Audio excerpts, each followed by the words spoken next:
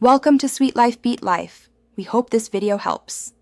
You start by opening the virtual machine settings and going straight to Network Adapter. Choose NAT for Quick Internet, Bridge to join the host LAN, or Host Only for isolated testing. Once done, enable Connect at Power on so the adapter is active with the next boot.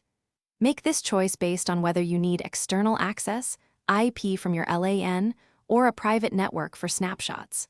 You're deciding how the guest appears on the network, which affects routing, DHCP, and security policies. Now configure the advanced options. Select VMXNet 3 for best performance unless compatibility requires E1000. This affects drivers inside the guest. Open the virtual network editor to bind a bridged adapter to a particular physical NIC or to create a custom network for multiple VMs. Inside the guest, decide between DHCP or a static IP. Static addresses are predictable for services, while DHCP is simpler for general use. Also, adjust the MAC address or enable promiscuous mode only if your testing requires it, because it changes traffic behavior. Save the network settings and power the VM on, then run ipconfig or ifconfig to confirm the assigned IP and gateway.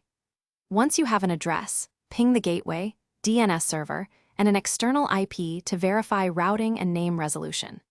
If connectivity fails, make sure VMware services run with proper privileges and open the virtual network editor as administrator to inspect NAT or bridged mappings. The single most useful troubleshooting step is to temporarily disable the host.